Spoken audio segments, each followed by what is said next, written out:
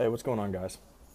Okay, so my name is Andrew Barrett. I was the one that conducted the political debate panel, and I figured I'd do a video, do a little bit of commentating on it, and just talk about it a little bit. So first, I want to start off with a few things that were said in the second video that I made. A gentleman named Don, that was a conservative. He started talking about what happened with immigration and Ronald Reagan. So I wanted to clear that up and let everyone know exactly what he was talking about.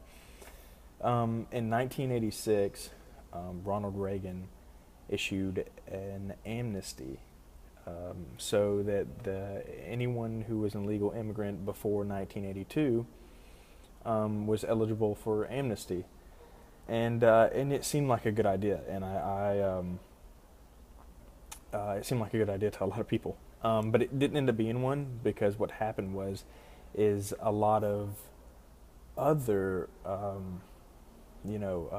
whether they were Mexican or other people that were wanting to immigrate into the United States, they saw this and they said, oh, okay, well, if these people are getting rewarded for illegally entering the United States, then hey, it could probably happen to us. And so thousands of other illegal immigrants just piled in and just came over, and that ended up causing a lot of problems, and caused us to have the amount of illegal immigrant population that we have today. So, so that's what he was referring to. And he was talking about how that wasn't really a good idea in the long run. Now, whether you agree or disagree with that, then that's for your own opinion and for you to make. But and then I mentioned a few times to Troy, actually. Excuse me. That isn't it better to do things legally? I was trying not to get my own personal opinion in there when I was asking questions.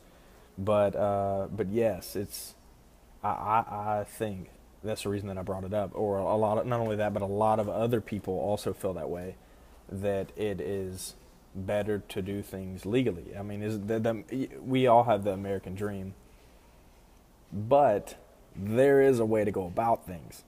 And just like in America, where we don't condone criminal acts or unlawful acts, it's safe to say that a lot of people agree that we shouldn't condone illegal immigration, because the fact that it's illegal, and we're rewarding that if we allow that. So that's where that came into play. And then actually, I was talking to another gentleman from the first. I wish I had his name. I'm sorry. It was from the first panel that I did. And it was the gentleman that was on the liberal side, and I want to say Mike. I don't know. I can't remember if that was his name or not. Anyway, I had mentioned that immigration would cause at the rate that we're going right now with illegal immigration, and the immigration rate that we have at the moment, the projected U.S. population by the year 2100 would be 700 million people. That number was correct at one point.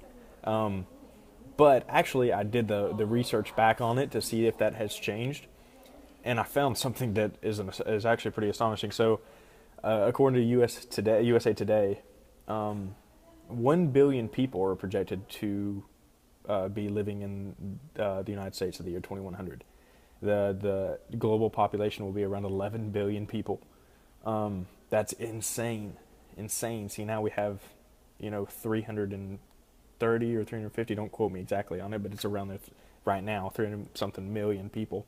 So 1 billion people, that's 3 times what the amount we have now. And then according to the Population Reference Bureau, which is pbr.org, or prb.org, I'm sorry, human development and human population or overpopulation actually causes 120,000 square kilometers a year of deforestation already. So, I mean, it's kind of hard to say where you should, how you feel about it. Okay, so like, yes, we should allow immigrants. This nation was built on immigration. Yes, that's a wonderful idea. I think so too, as well. I think that we should have laws, and I think we should, like we do have laws, but I think that we should keep those laws enforced. That there should be crime. I mean, that there should be punishment for breaking those laws. And I think that if we don't look out and we don't um, try to limit our immigration rate at least a little bit, we're going to cause a lot of problems for ourselves, especially and for our environment. And I just don't think that that's necessarily a good thing. I think that the American dream is a dream and it's an idea, and that a lot of people in other countries also thrive for that idea without actually having to be in America to achieve those. And I think that's the ultimate goal, is to help others in other countries like that. Um, but then again, I kind of got my opinion in there a little bit. I'm not meaning to. I'm sorry. And then we also talked about government spending and whether that was on the military or the arts and humanities programs. And so I wanted to give a few numbers. So according to the Washington Post, in 2016, we spent $445 million on PBS, public broadcasting. Um, that's a pretty big number compared to our entire spending. Not so much, but that's still $445 million that's going out to public broadcasting that we don't necessarily need anymore. I mean, the internet's available to a lot of people in a lot of places, and I don't think that we should rely on things like PBS to be. I don't think we should solely rely on that for trying to and argue in favor of that as far as teaching children things, because children don't really learn from PBS anymore, and Sesame Street and stuff. Not in the way that they used to, and with us trying to help the education system along with that, then I think that we should focus more on the education system with that funding and less on PBS. That's where I was going with that. But I figured I'd throw that number out there. On the NEA, we spent 148 million, which is not a lot, realistically.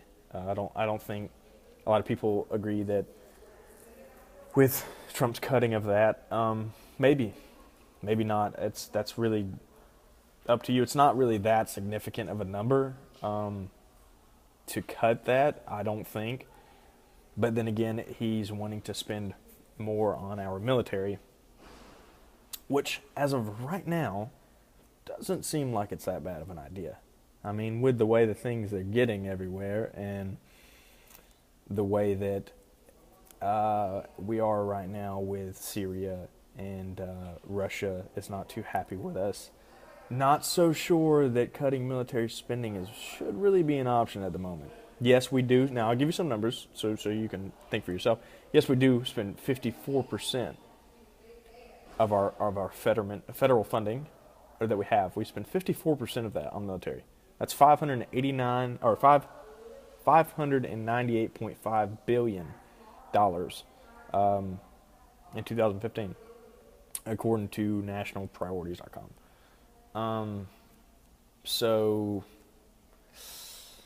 I mean, yeah, we're spending a lot of money on that, but then again, I always think that we're spending it on our defense, and one of the gentlemen actually in my video mentioned that the best defense is a good offense, and that's what we have. I think that is I think he's right. I mean, yeah, we do have a great offense, and is that the best defense? I think maybe, yeah. But do we need that right now? It's really up to your own opinion. I would think so, with the way that things are looking right now, probably.